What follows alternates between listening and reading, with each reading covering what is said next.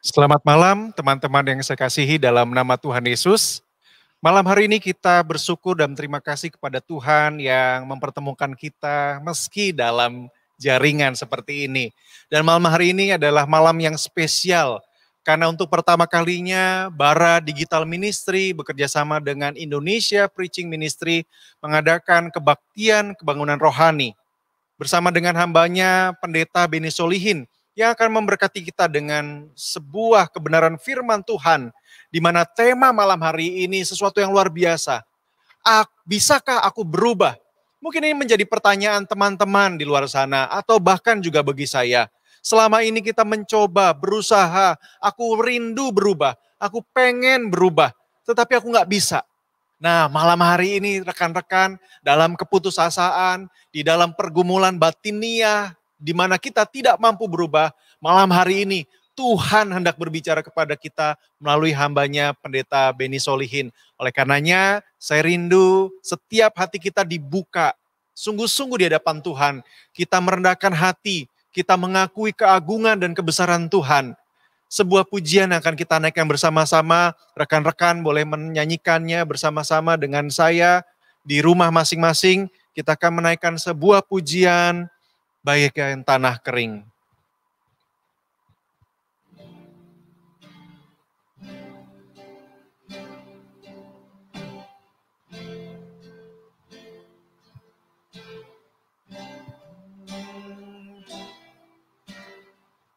Bagaikan tanah kering yang merindukan air, demikianlah jiwaku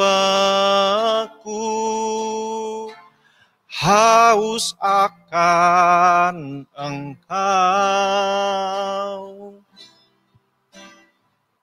Ku rindu selalu hadir-Mu di hidupku,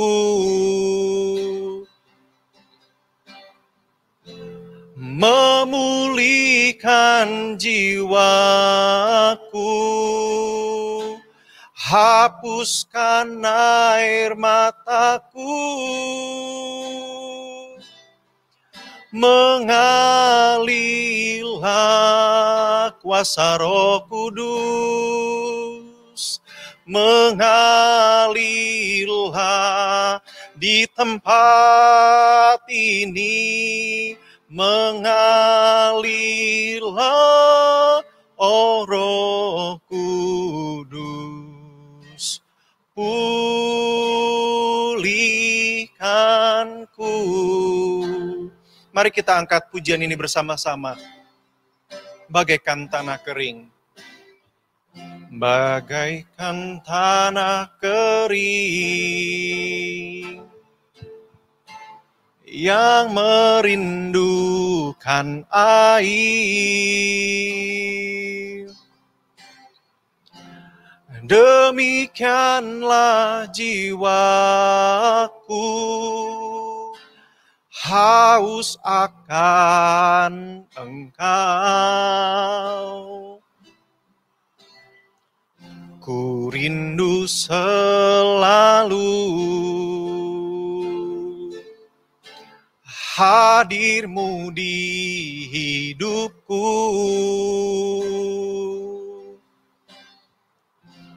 memulihkan jiwaku, hapuskan air mataku,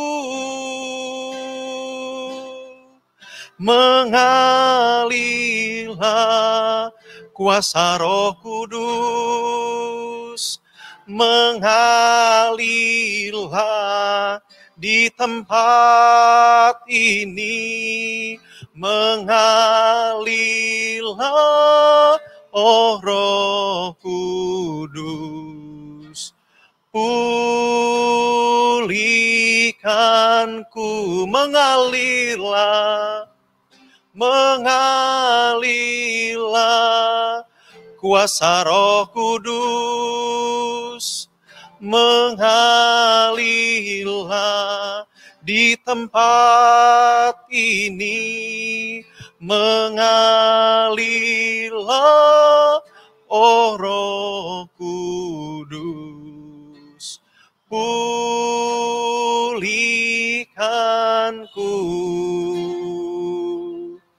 mengalirlah, oh Roh Kudus, ubahkanku.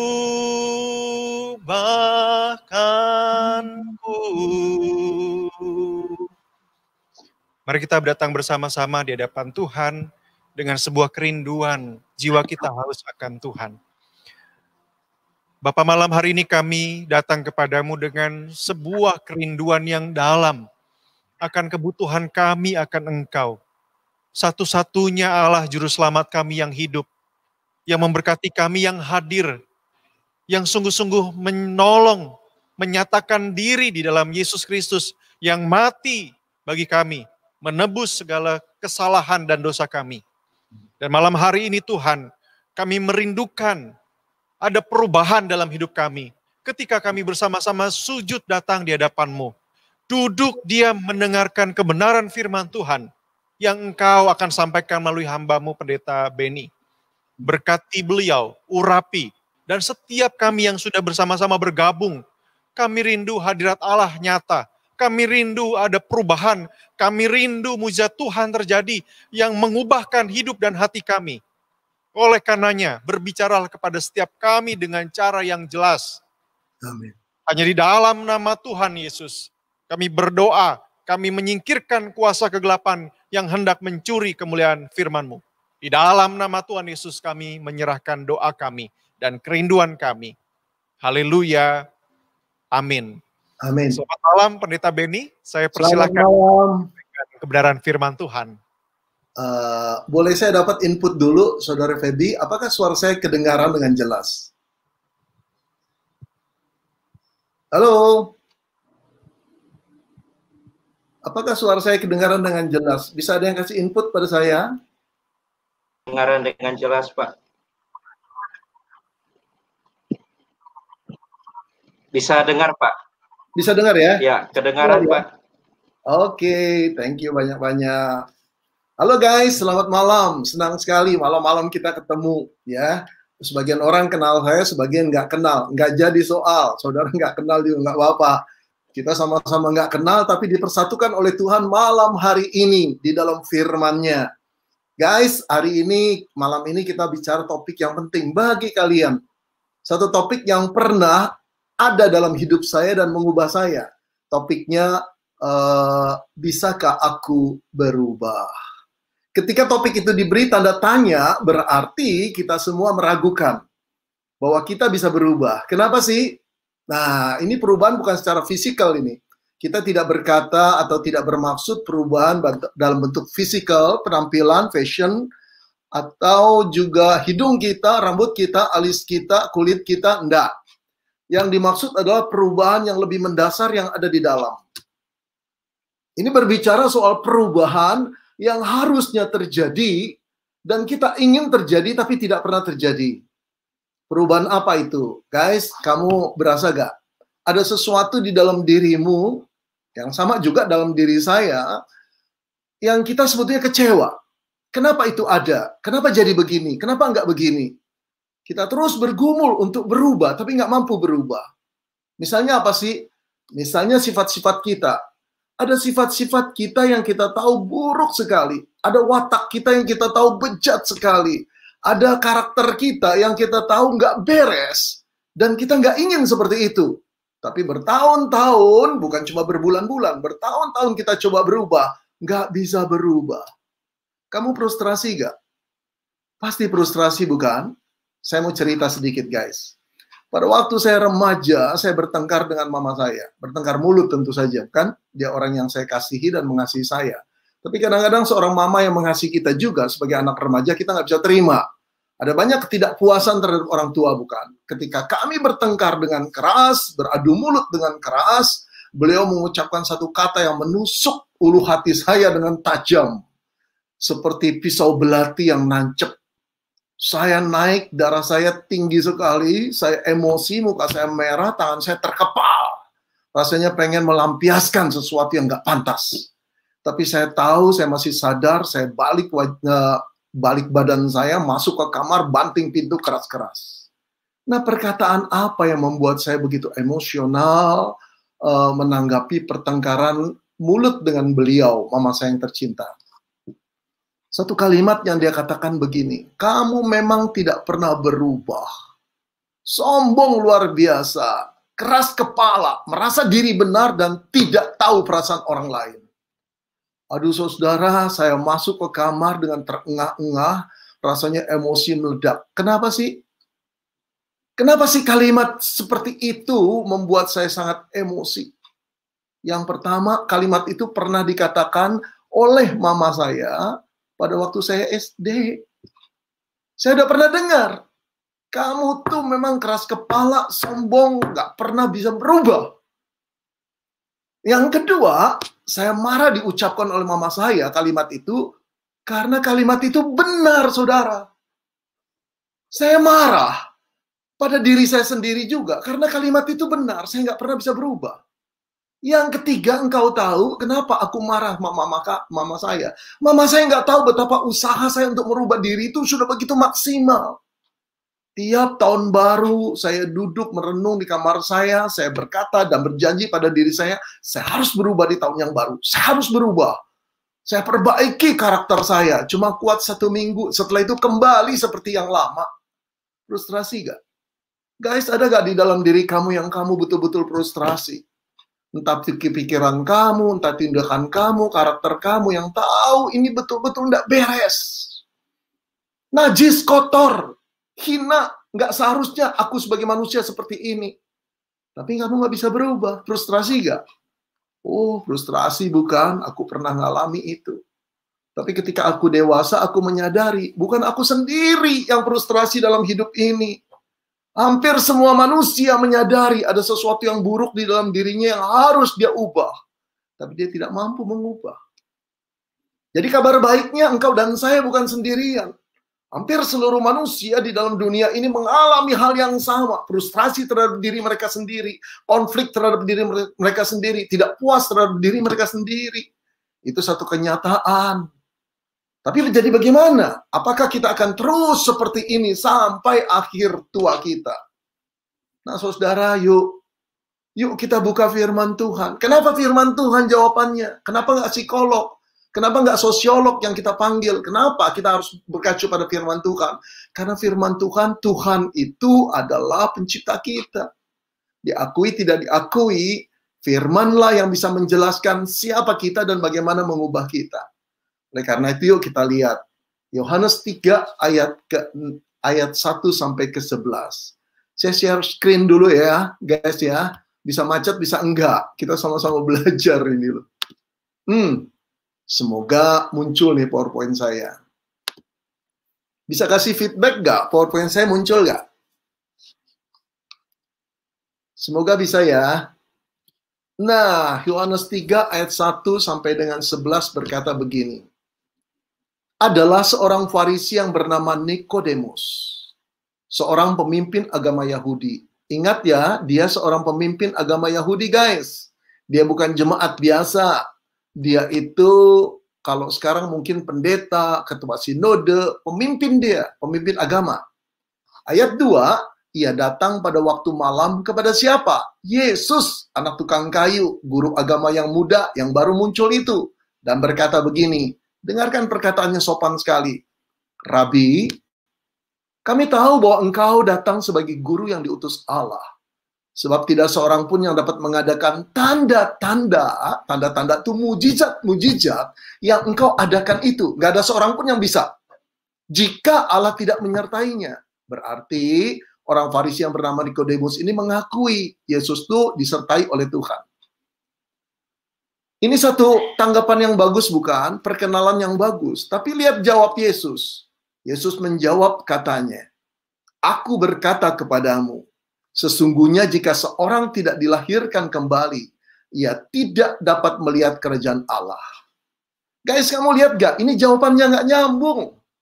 Nikodemus nggak tanya apa-apa. Nikodemus masih memberi salam dan memberi pujian. Yesus tahu-tahu berkata, aku berkata kepada kamu, sesungguhnya jika seorang tidak dilahirkan kembali, ia tidak dapat melihat kerajaan Allah. Betul-betul nggak nyambung. Itu yang membuat Nikodemus heran. Lalu dia berkata, kata Nikodemus kepadanya, bagaimanakah mungkin seorang dilahirkan kalau ia sudah tua? Betul dong? Dapatkah ia masuk kembali ke dalam rahim ibunya dan dilahirkan lagi? Betul dong? Yesus nyuruh dia dilahirkan kembali. Gimana bisa dilahirkan? Dia sudah lahir, dia sudah dewasa. Lalu Yesus berkata, aku berkata kepadamu, sesungguhnya jika seorang tidak dilahirkan dari air dan roh, ia tidak dapat masuk ke dalam kerajaan Allah. Loh, jawabannya mengacu lagi kepada dilahirkan kembali dari air dan roh. Ayat 6, apa yang dilahirkan dari daging adalah daging, dan apa yang dilahirkan dari roh adalah roh. Maksudnya apa sih? Tuhan Yesus mau mengatakan dia tidak bicara soal kelahiran daging, tapi kelahiran roh. Yang daging tetap daging. Ayat 7, jangan engkau heran, Nikodemus, aku berkata kepadamu, kata Yesus, kamu harus dilahirkan kembali. Angin bertiup kemana ia mau, dan kau mendengarkan bunyinya. Tetapi engkau tidak tahu dari mana ia datang, atau kemana ia pergi. Demikianlah halnya dengan tiap-tiap orang yang lahir dari roh. Saudara, yang lahir dari roh itu diumpamakan seperti, misteriusnya seperti angin yang bertiup. Ya, kita dengar bunyinya, tapi tidak tahu dari mana dan kemananya. Lalu Nikodemus ayat 9 menjawab katanya, bagaimanakah mungkin hal itu terjadi? Jawab Yesus, engkau adalah pengajar Israel, dan kau tidak mengerti hal-hal itu? Aku berkata kepadamu, sesungguhnya kami berkata-kata tentang apa yang kami ketahui, dan kami bersaksi tentang apa yang kami lihat, tapi kamu tidak mendengar kesaksian kami. Saudara yang dikasihi Tuhan, Nikodemus itu orang yang sebetulnya tokoh agama, yang betul-betul tahu firman Tuhan. Tapi dirinya frustrasi sama seperti kita frustrasi.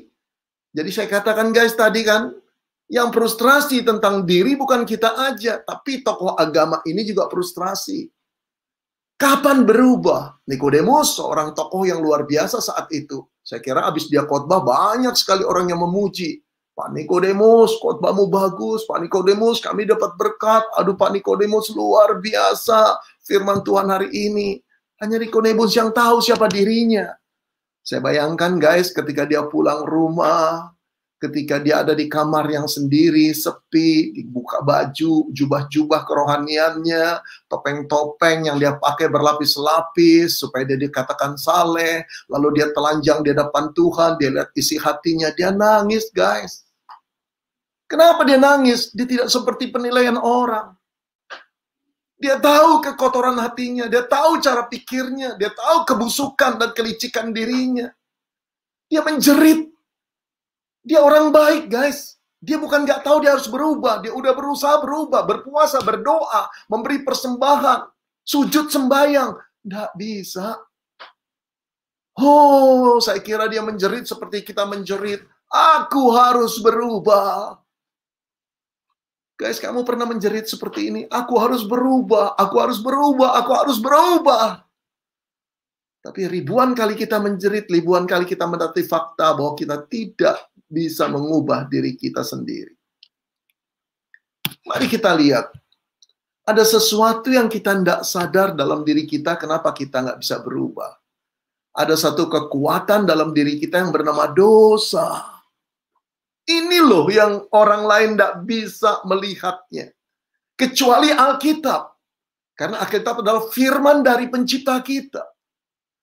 Guys, dosa itu seperti mesin yang menghidupkan keinginanmu dan keinginanku, yang menghidupkan pikiranmu dan pikiranku, yang menggerakkan perasaanmu dan perasaanku untuk berbuat yang kotor.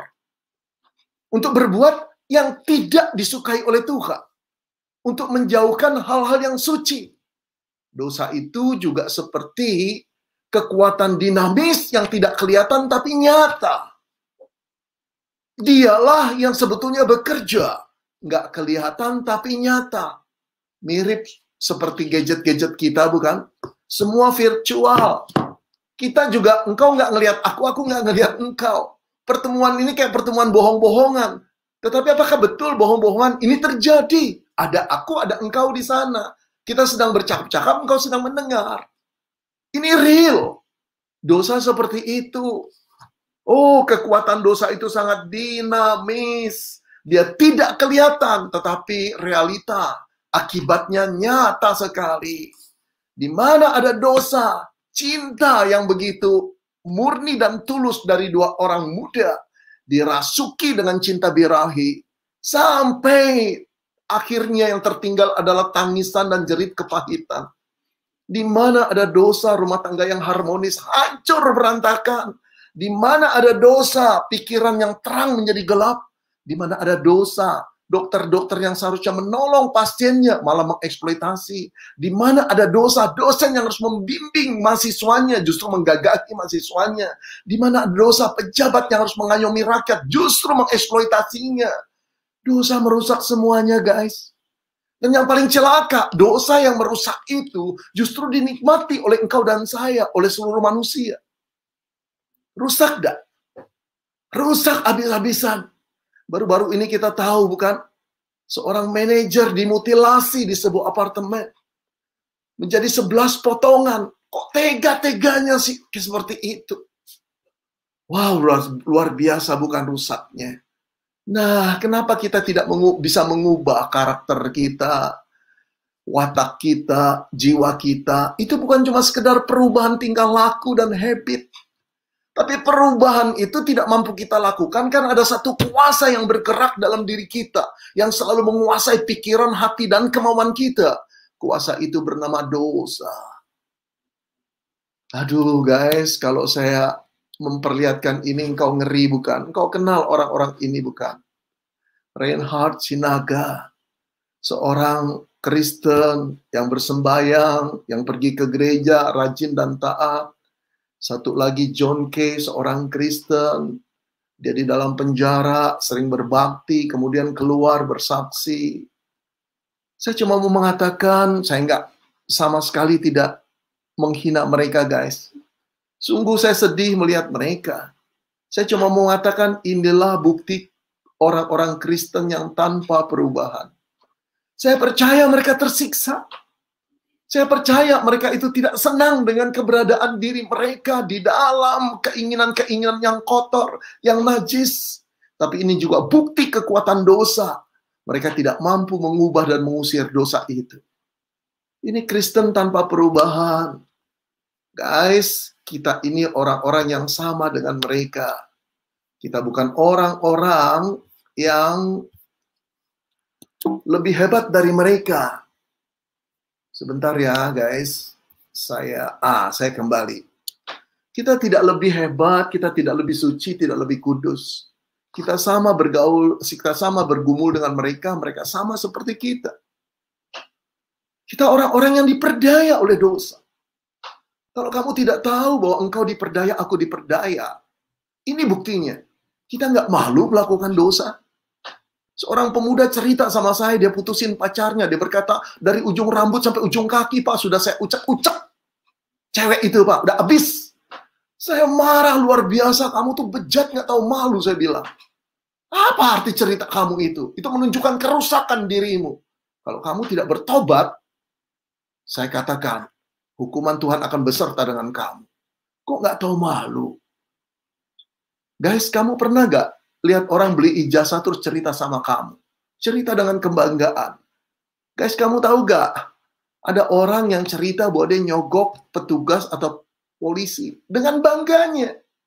Itu berarti dosa sudah merusak dan merasuk diri manusia, termasuk engkau dan saya.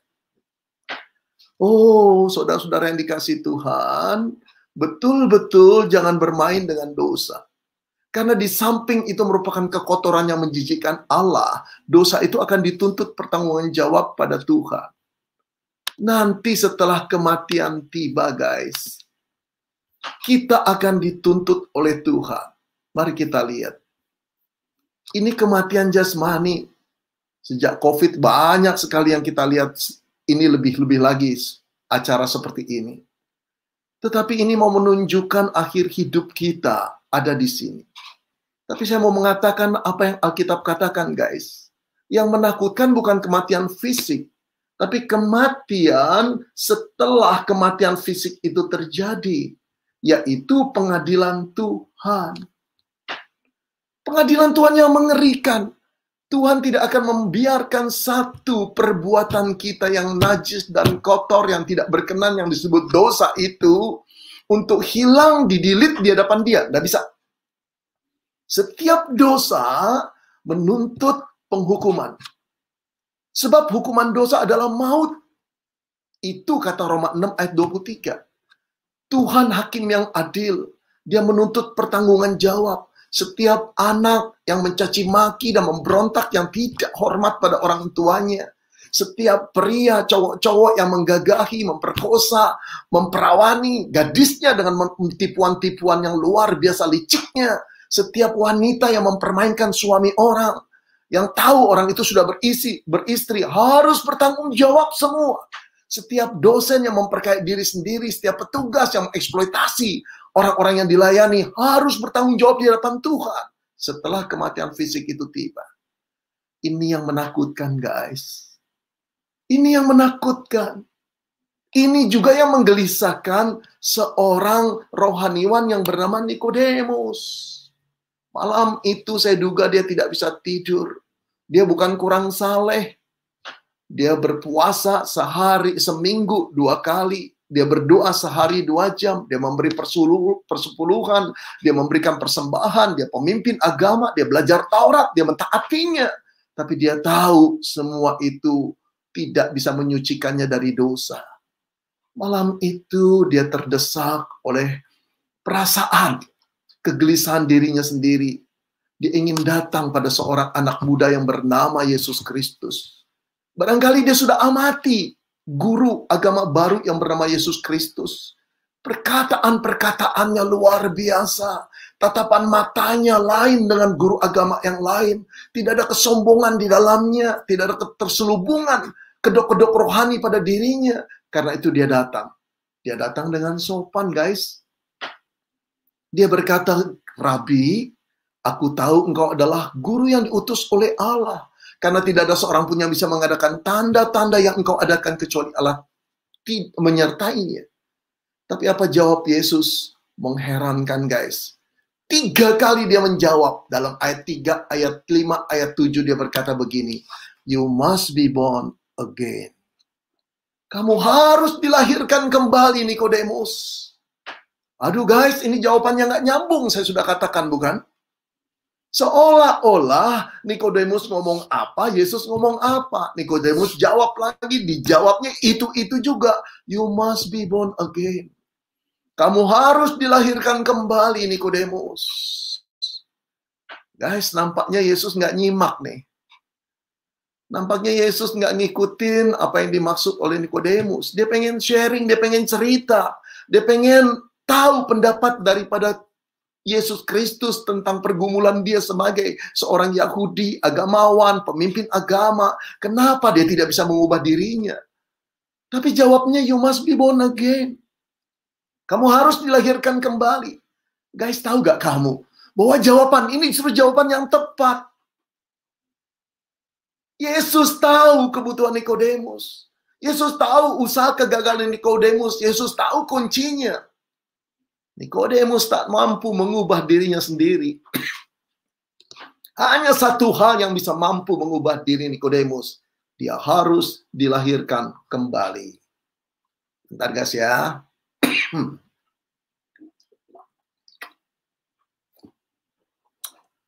Menarik sekali. Justru kalimat inilah kunci yang membawa Nikodemus masuk ke dalam hadirat Tuhan. Dan ketika kematian kelak dia alami, dia berdiri di hadapan Tuhan, inilah yang menyelamatkan dia, dilahirkan kembali. Kalau gitu apa maksudnya dilahirkan kembali, guys? Guys, dilahirkan kembali itu dalam bahasa aslinya sebetulnya dilahirkan dari atas. Dilahirkan dari atas. Di dalam konsep Yahudi, siapa yang ada di atas? Tuhan. Jadi dengan kata lain Nikodemus, kamu tidak akan pernah bisa mengubah dirimu sendiri kalau kamu tidak dilahirkan oleh Tuhan. Nah, inilah yang tidak ada pada konsep agama yang lain. Yang ada sedekah, berbuat baik, yang ada bersembayang, yang ada memberi persembahan. Tetapi tidak pernah ada agama yang menganjurkan kita harus dilahirkan kembali. Bukan kita yang bisa melahirkan kembali, tetapi Allah lah yang bisa melahirkan kita. Pada waktu kita dikatakan harus dilahirkan kembali, itu berarti ada sesuatu di dalam diri kita yang pernah lahir, tetapi yang tidak lagi hidup. Kita seperti orang koma. Yang Yesus maksud bukan badan kita. Secara badania kita hidup kok. Kita punya hasrat, kita punya cita-cita, kita punya aktivitas. Tetapi secara roh, roh kita sudah mati karena dosa. Artinya tidak berespon dengan kebenaran. Kita tidak punya gairah untuk hidup suci. Kita tidak punya gairah untuk jadi orang benar. Kita tidak punya gairah untuk jadi orang jujur. Kita tahu kita harus jadi orang jujur, jadi orang suci. Kita tahu, tapi tidak ada gairah. Kalaupun ada, nggak ada punya kemampuan. Bukan karena apa? Roh kita mati. Satu-satunya cara kita harus dilahirkan kembali. Dijadikan roh kita seperti baby lagi. Seperti anak bayi yang baru lahir, rohanian kita harus dihidupkan. Oh, saudara-saudara yang dikasihi Tuhan, inilah yang Yesus maksudkan. Gak dimengerti oleh Nikodemus. Dia masih berpikir secara rasio, itu kelahiran jasmani. Bukan, guys. Kelahiran baru memang tidak kelihatan. Dia seperti angin. Nggak kelihatan angin itu. Mau kemana angin itu? Dari mana angin itu? Tapi kita bisa merasakan. Nah, ini kelahiran baru. Engkau dan saya tidak bisa merasakan ketika engkau dilahirkan oleh Tuhan. Tapi dampaknya beda sekali. Engkau tidak akan pernah sama lagi. Aku tidak sama lagi. Ada nilai-nilai baru yang Tuhan taruh ketika kita diciptakan baru. Ada values baru. Saya mau perlihatkan satu screen lagi ya. Ini yang saya mau perlihatkan. Ketika kita dilahirkan kembali, 2 Korintus ayat 17 mengatakan, 2 Korintus 5 ayat 17 mengatakan, jadi siapa yang ada di dalam Kristus, ia adalah ciptaan baru. Ia adalah ciptaan baru. Bagaimana kita bisa menjadi ciptaan baru? Kita harus ada di dalam Kristus. Lalu diterangkan, yang lama sudah berlalu, sesungguhnya yang baru sudah datang. Guys, kita mesti ada di dalam Kristus. Apa artinya?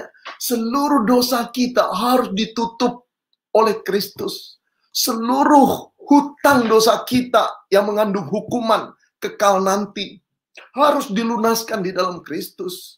Hidup kita yang lama harus dibungkus oleh darah Kristus. Itu artinya apa? Kita harus memperoleh pengampunan dari Kristus. Guys, ini kuncinya. Kita tidak mungkin menjadi ciptaan baru sebelum kita menerima Yesus sebagai juru selamat kita. Dia telah datang dari surga untuk engkau dan saya. Tujuannya cuma satu, mati di kayu salib.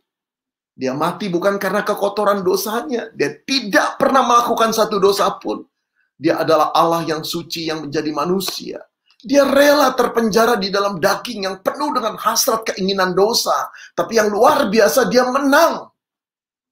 Dia tidak takluk seperti Adam takluk terhadap bujukan setan. Dia menang. Dia digodai oleh setan begitu rupa. Dia dicobai begitu rupa. Diancam, dianiaya, dia tetap menang. Dia telah menunjukkan bahwa dirinya layak untuk menjadi penebusmu dan penebusku. Kedatangannya cuma satu tujuan ke dunia ini, yaitu menjadi penebus engkau dan saya mati di kayu salib. Guys, sekarang terbuka jalan. Terbuka jalan kita bisa berubah. Terbuka jalan kita bisa diterima oleh Allah. Terbuka jalan kita bisa menjadi ciptaan baru. Terbuka jalan kita bisa hidup damai sejahtera dengan Allah. Terbuka jalan kita bisa menang dari dosa, guys. Ini jalannya. Yesus Kristus. Siapa yang ada di dalam Dia, ia menjadi ciptaan baru.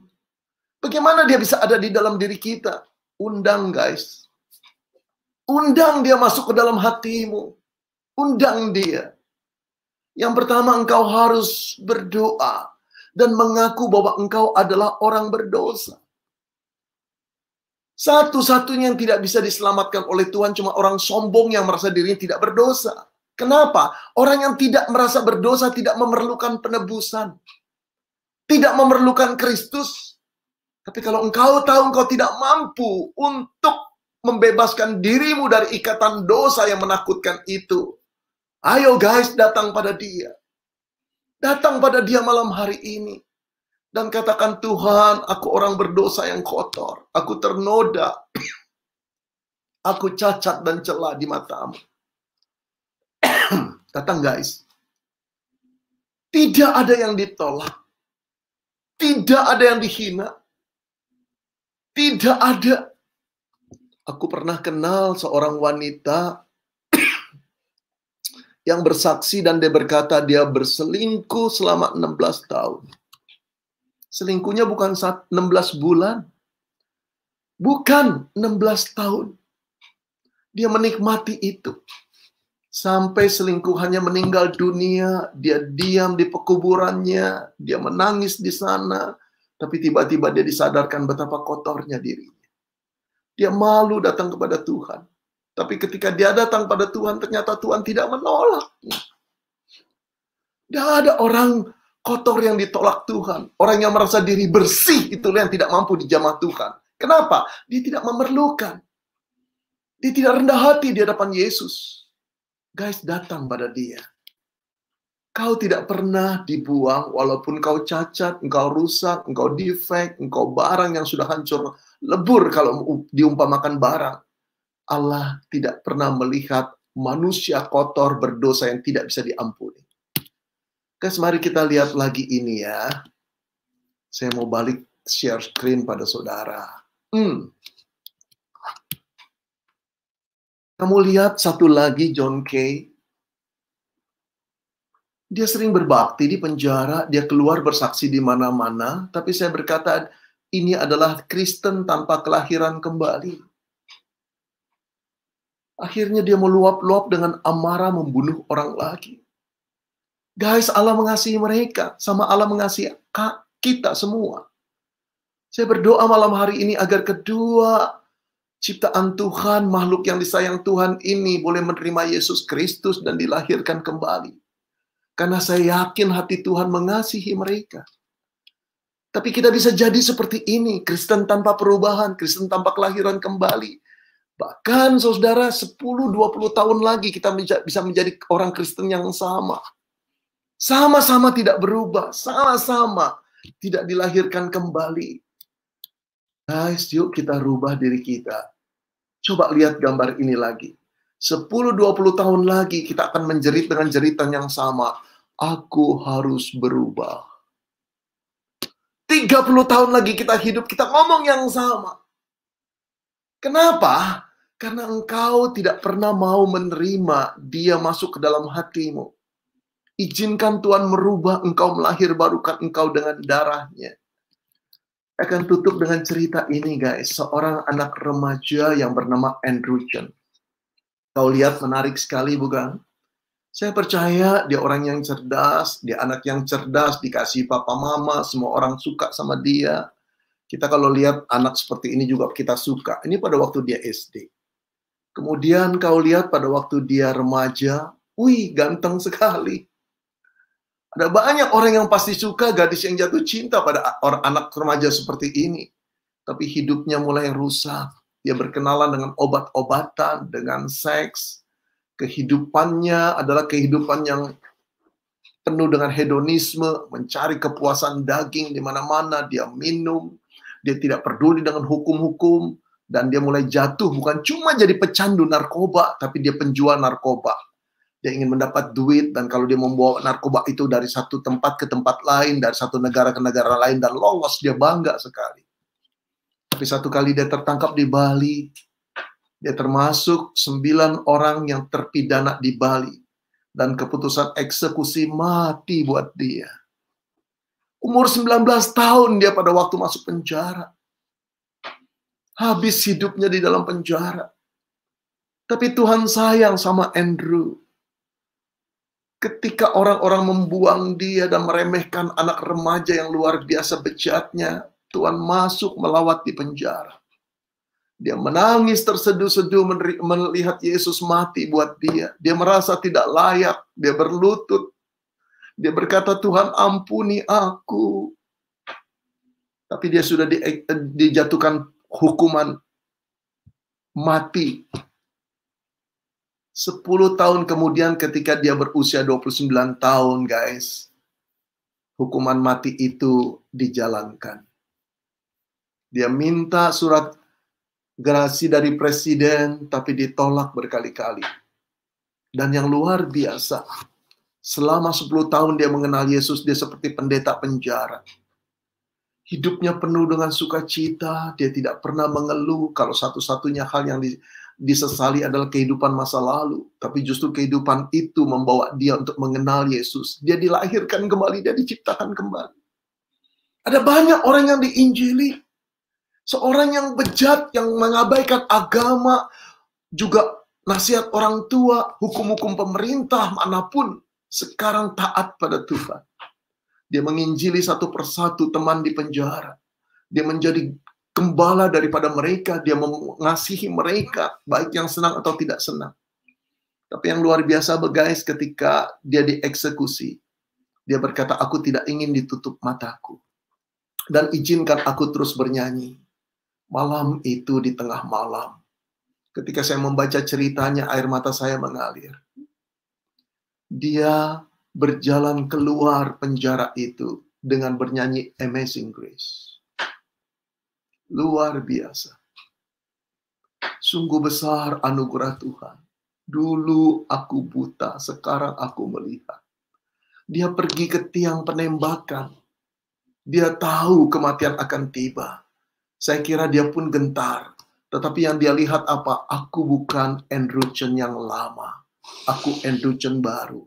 Seluruh dosaku telah ditanggung oleh Yesus Kristus. Aku ciptaan baru. Aku pemenang. Aku akan diterima oleh Dia. Bukan karena aku baik. Bukan karena sembayangku. Bukan karena sedekahku. Aku tahu aku kotor. Tetapi kekotoranku telah ditanggung oleh Juru Selamatku di kayu salib. 2000 tahun yang lampau. Ketika dia diikat, regu pendembak di depannya. Dia menatap mata mereka di tengah malam. Lalu dia menyanyikan lagu kedua. Satu lagu yang luar biasa. Praise the Lord of my soul. Praise the Lord, oh my soul.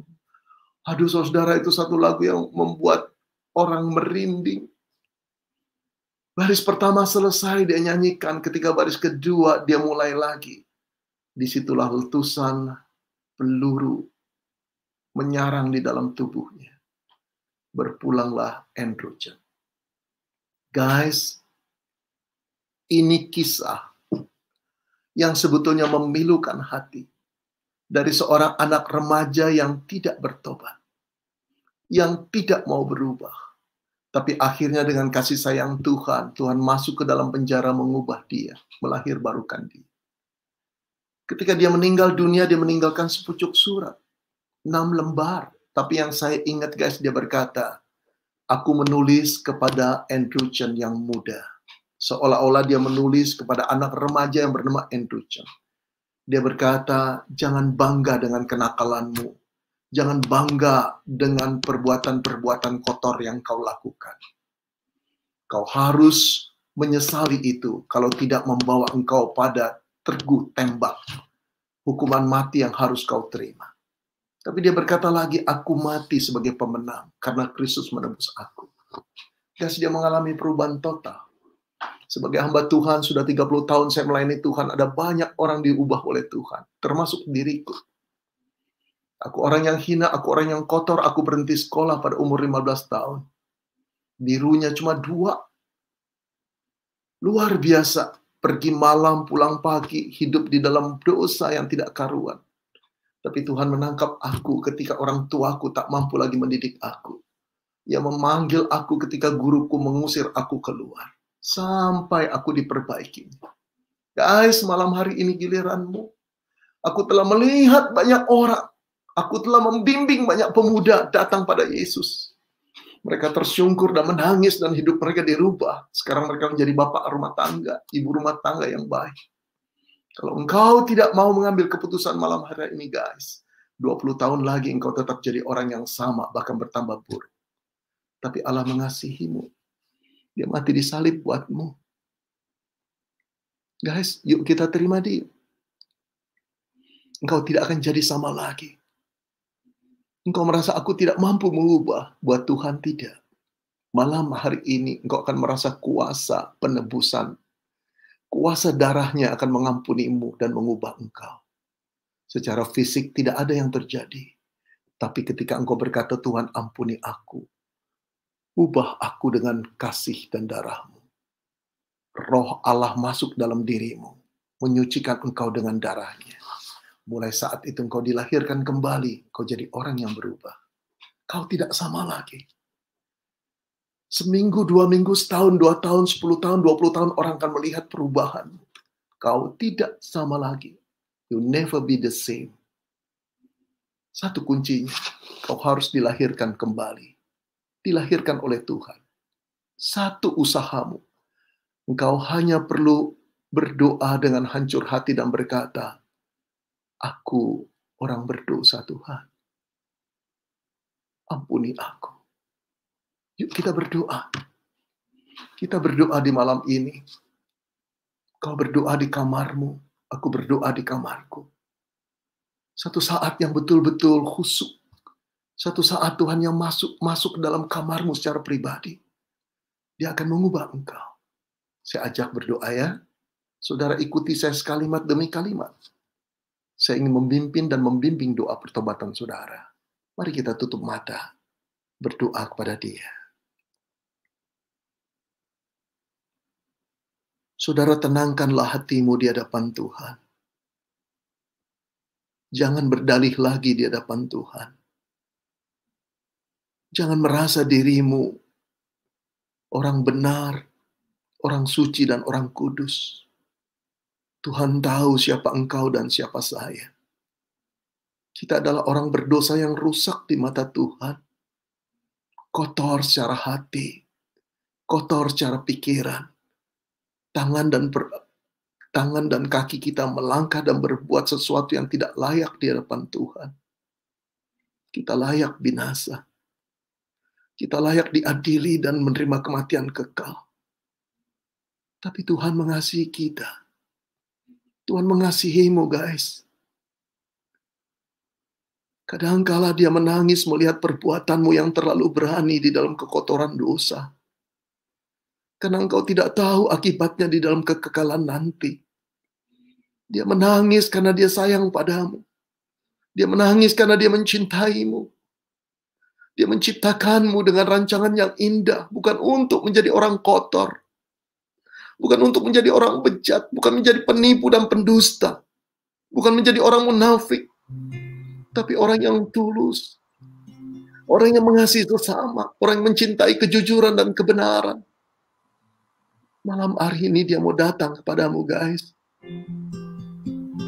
Malam hari ini.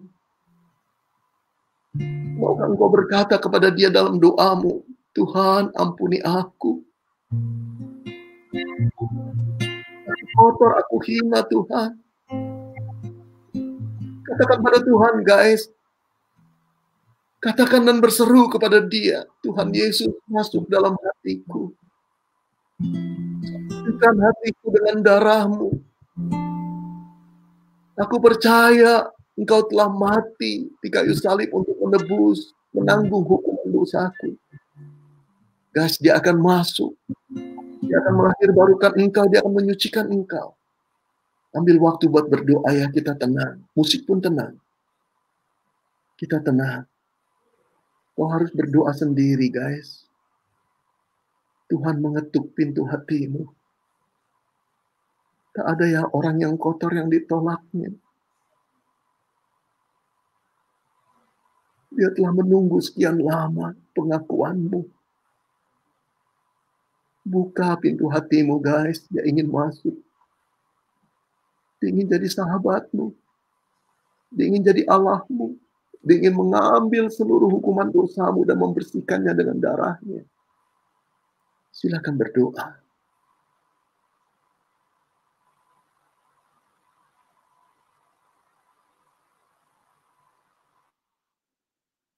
Guys, ikuti saya berdoa sekalimat demi sekalimat ya. Saya pimpin doa pertobatan saudara.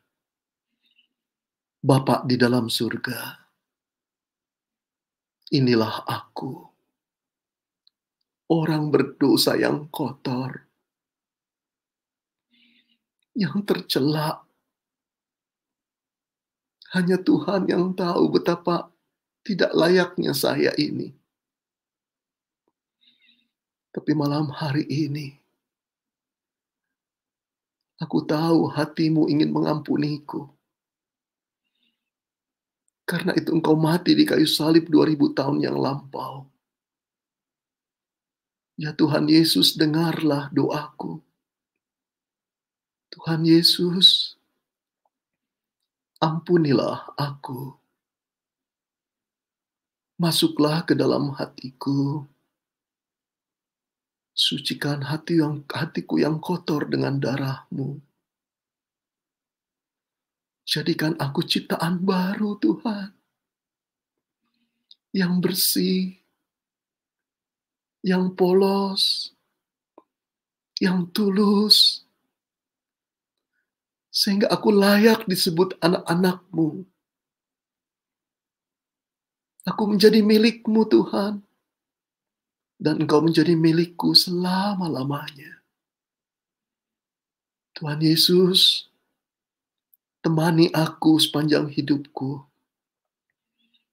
Aku percaya Roh-Mu telah tinggal di dalam hatiku. Roh Kudus yang akan mengajarkanku kebenaran, kekudusan, dan hidup sebagai anak-anak-Mu. Tuhan, terima kasih.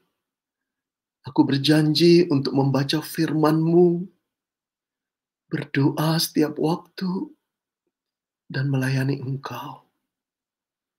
Terpujilah nama-Mu, Bapa. Dalam nama Tuhan Yesus aku berdoa. Amin. Guys, bersyukurlah kepada Tuhan bahwa Dia sudah mengampunimu, Dia tinggal dalam dirimu, menciptakan engkau menjadi baru. Mulai saat ini catat guys, kau adalah ciptaan baru. Kau tidak pernah sama lagi. Buah-buah itu akan keluar dalam hidupmu. Buah yang benar, buah yang baik. Karena peristiwa malam ini, engkau telah dilahirkan kembali oleh Tuhan. Terpujilah Tuhan. Kita kembalikan ke host Pak Febri, silakan.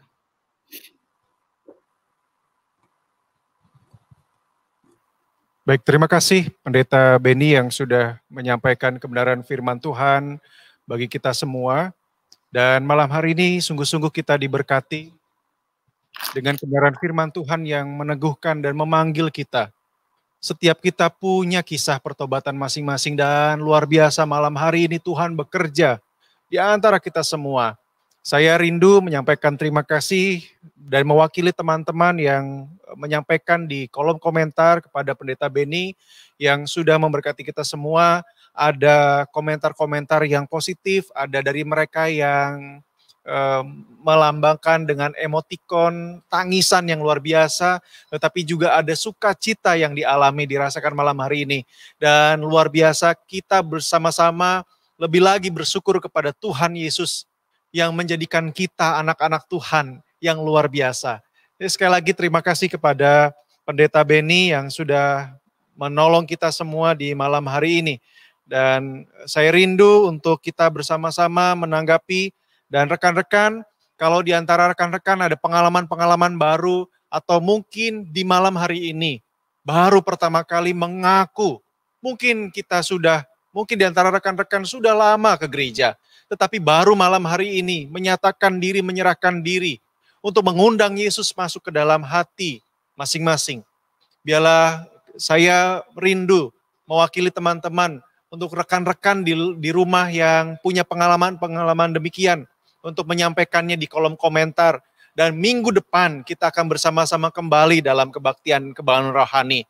Jadi rekan-rekan sekali lagi saya memohon kalau ada di antara rekan-rekan punya kisah pertobatan di malam hari ini untuk menjadi feedback dan kerinduan kita bersama mendoakan lebih lagi. Dan kami juga rindu malam hari ini sekali lagi menyampaikan terima kasih kepada hambanya Pendeta Beni Solihin. Biarlah pelayanan yang sudah dilakukan malam hari ini menjadi berkat bagi kita semua. Dan sekali lagi saya mohon kepada Pendeta Beni Solihin untuk memimpin kita dalam doa penutup dalam malam hari ini. Saya persilahkan Pendeta. Guys, kita doa ya. Kita hormati Tuhan, kita berterima kasih kepada Tuhan bahwa Dia menyayangi kita. Saya orang kotor, saya orang najis, saya orang yang pernah salah jalan, tapi Tuhan pakai. Begitu juga Tuhan akan memakai engkau. Serahkan dirimu dan jangan lakukan dosa lagi. Ya, yuk mari kita berdoa. Bapa dalam surga, terima kasih. Karena engkau rela mengirim putramu yang tunggal, Yesus Kristus.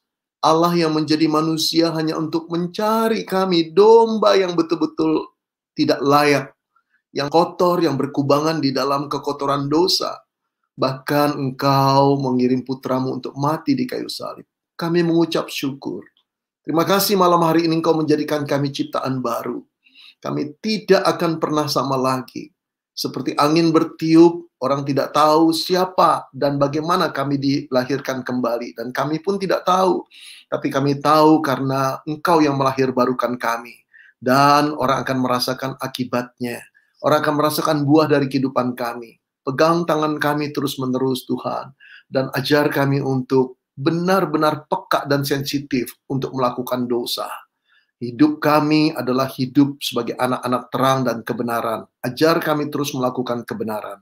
Terima kasih Tuhan, tak habis-habisnya kami mengucap syukur. Jiwa kami terus bernyanyi, praise the Lord of my soul. Terima kasih Bapak, terpujilah namamu. Dalam nama Tuhan Yesus kami mengucap syukur dan berdoa. Amin. Guys, minggu depan kita datang lagi. Jumat malam jam 9. Ajak teman-teman. Oke? Terima kasih.